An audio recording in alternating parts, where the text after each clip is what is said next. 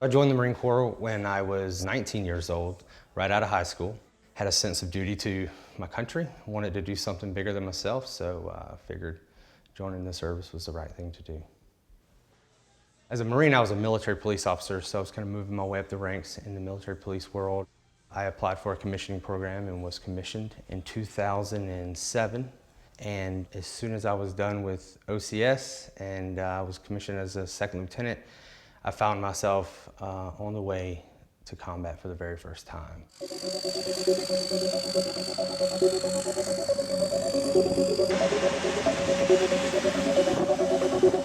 It was the very first big push into Afghanistan, and there were rules, but nobody had quite figured out what the rules were going to be. The best way I know how to describe it to people is cowboys and Indians. I know exactly what the settlers who were going west felt like on those wagon trains, because one of our major jobs there was convoy security and route clearance, making sure the routes were clear of IEDs for all of the military vehicles going back and forth. You're literally striking out on a path that no one else has ever been on. You're a very slow moving, just like a wagon train in the Wild West. And the Indians are all in the mountains watching you, and they know you're coming. They're setting traps all along the way. We encountered a lot of IEDs. I mean, there were days when my guys would come back off those roads and they would have found 35 IEDs in a day. It got to the point where there just wasn't enough of us and there was just too many routes to clear, so we made a decision that we would literally eat, sleep, breathe, and patrol those roads 24 hours a day. We were running 7 days a week, finding and fighting. Reloading! It was a very, very intense deployment. People talk about PTSD and what causes it and what is it like. You have the trauma of the firefights and the explosions and the unsureness of the next minute or the next step. But you also have the unsureness that we're on a route patrol, a vehicle gets blown up, a kid is very severely injured, and I call in for a medevac. And for 2 or 3 days, I don't know if he lived or died. And that takes a huge toll on you. You can't process it because 10 minutes from now, I have another fight. You just push this back and you push this back and you push this back and you just keep fighting and you keep fighting and you keep fighting. And then all of a sudden it's over. You land in Jacksonville. And in my case, on that deployment, I left, my daughter was 20 days old. And I came back and she was almost a year old. And she had no idea who I was. I had no idea who she was. I had no idea who I was. And you come back and you're supposed to be normal. You're supposed to just live this normal life. And I have to somehow figure out how to have emotions about things that I've learned to turn off for the last 9 months. And then the Marine Corps goes, we got another one for you, and you turn around and you go right back.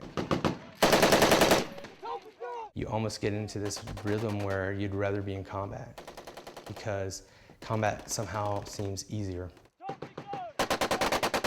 Because at home, sitting in my living room in the quiet all alone, that's when all of that stuff starts coming back and you don't know how to deal with it because you've turned all that off. So a lot of guys make a decision that I can't do this anymore. No one knows who I am. I can't connect on a real human basis anymore, and they decide that suicide is the answer.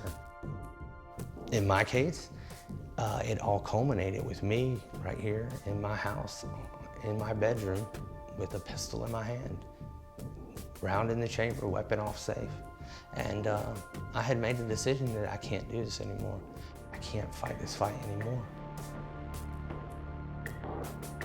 I don't know what happened, I don't know what it was, I can't explain it. The best way I can say it is that Jesus Christ found me in that moment.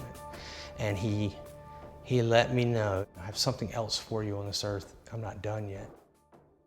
It was just enough for me to lower the weapon and go, okay, God, if you have a plan, I'm all in. So I went all in. I went to my wife and I told my wife. It was really the first time I admitted to myself and I admitted to her that something is wrong with me and I need help. Luckily, the mental health part of the Navy is very good, and they identified a lot of things about me that I didn't realize. You know, I have a traumatic brain injury that was never diagnosed, that I never knew was affecting me, but it was. Then I was introduced to the Reboot program, and it's a faith-based combat trauma healing program that is phenomenal. It gives you a whole different perspective on the healing process. And so then, as another piece of my own healing, I had always in my life kind of dabbled with woodworking and building things. I found peace in the garage. I found peace when the saws were running. Maybe it was the noise, but I found a sense of peace just being here, being with the wood, understanding the wood. And because I began to understand that healing in my own life, I began to understand, like, this is something that could really impact other guys. To bring these guys here and be able to walk them through that process of, hey, I get it, man. I get everything in your life is falling apart right now, and I get everything you touch is falling apart and is being destroyed, but let me help you build something. The idea that the noise drowns out everything else. It does. And it just like, it literally makes me just calm. I love it, man. You know, I never ever thought about flying out like that. Because when the saw's on, I don't hear the ringing in my ears anymore. You don't hear anything, man. No. And not only am I showing him that your hands can build something, I'm showing him that I'm right here next to you, brother. You know, we're shoulder to shoulder. We didn't physically fight together, but we're fighting right now. We're fighting together right here, right now in Jacksonville, inside this garage. We're fighting the enemy, which is PTSD, every single day together. Bear's riding on the lower. Okay. And because this is a 3/4 inch piece of wood, then I gotta raise the blade back up and cut the top edge of it off. Okay. When I had an opportunity to build a flag and give a flag to Mission Barbecue, it was awesome. It was a great, great honor.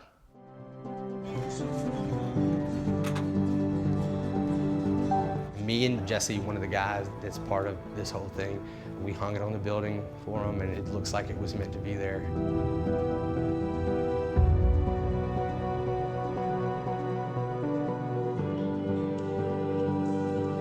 When people see the flag that I built for Mission Barbecue hanging on the side of the building, I hope they see beauty. I hope they see a work of art. I hope they see something that started out as just a bunch of blank pieces of wood, and through time and care and work, I hope they understand and see the healing behind it and how much that means to somebody. It means to me.